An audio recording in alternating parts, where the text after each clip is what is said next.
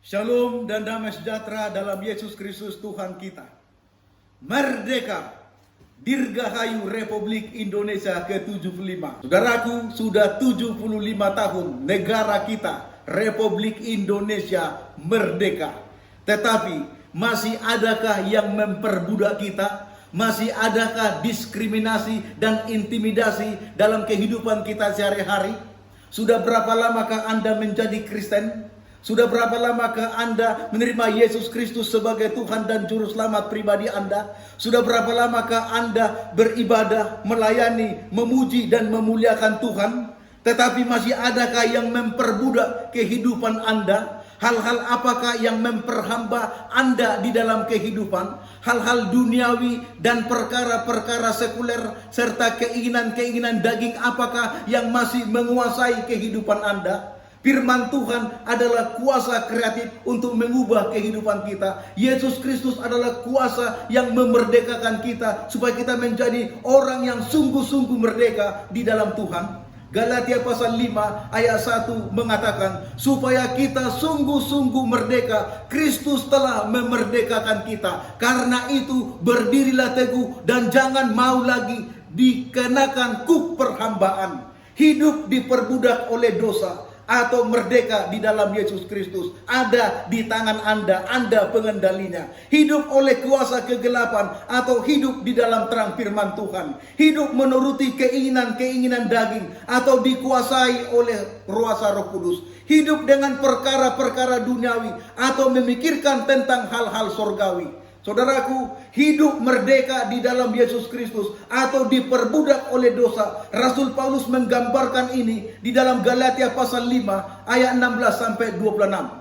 Tanda-tanda mereka yang masih diperbudak oleh dosa dinyatakan di dalam hidup menuruti keinginan-keinginan daging dan perbuatan-perbuatan daging seperti percabulan, kecemaran, hawa nafsu, pertengkaran, perselisihan, iri hati, amarah, pesta pora, gila hormat, gila pujian dan sanjungan.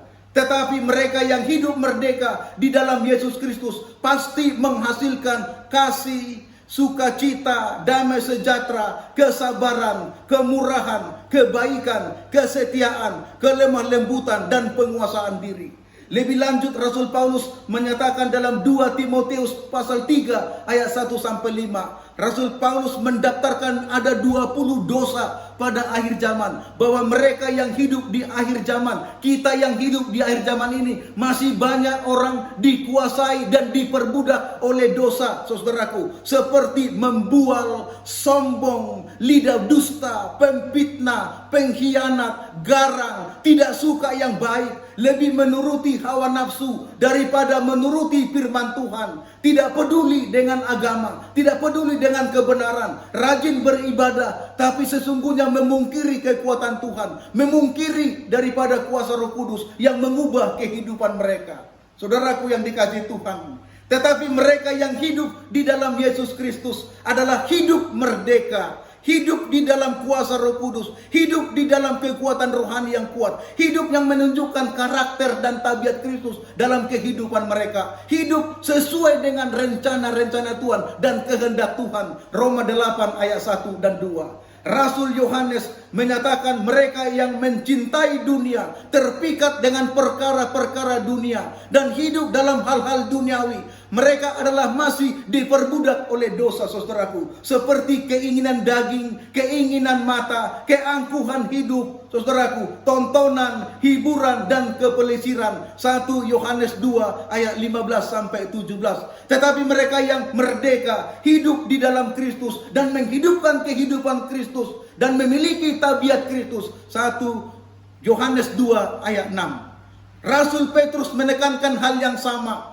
di dalam 1 Petrus 2 ayat 16. Hiduplah sebagai orang yang merdeka dan tidak menyalahgunakan kemerdekaan itu untuk berkajang di dalam dosa, untuk mencari keuntungan, kesempatan di dalam kesempitan, saudaraku. Roh Nubuat mengatakan dalam Alfa dan Omega jilid 7 halaman 403 mengatakan bahwa mereka yang pikiran-pikirannya terpikat dengan duniawi, mereka masih diperbudak dan diperhamba oleh dosa. Terlalu banyak duniawi di dalam pikiran kita, tetapi kerajaan sorga terlalu sedikit.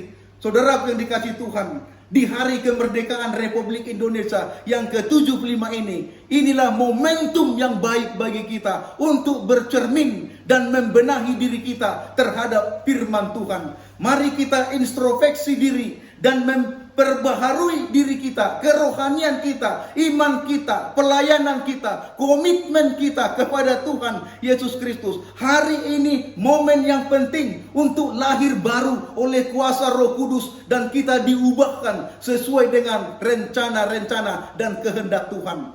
Biarlah Roh Kudus mengurapi kita, supaya kita mengadakan revival, mengadakan kebangunan rohani, mengadakan reformasi di dalam kehidupan kita untuk menyesuaikan hidup kita, tabiat kita, karakter kita kepada Yesus Kristus yang menjadi teladan hidup kita satu-satunya. Firman Tuhan menjadi satu kuasa yang kreatif untuk mengubah kehidupan kita. Dan Yesus Kristus adalah satu kuasa untuk kebangunan rohani kita, supaya kita dirubah sesuai dengan kehendaknya. Untuk itu Bapak Ibu, saya mengajak Anda untuk pindah, melangkah dan melompat ke dalam firman Tuhan dan masuk ke dalam Yesus Kristus, agar kehidupan kita diubahkan dan menjadi orang yang merdeka. Galatia pasal 5 ayat 1, supaya kita sungguh-sungguh merdeka.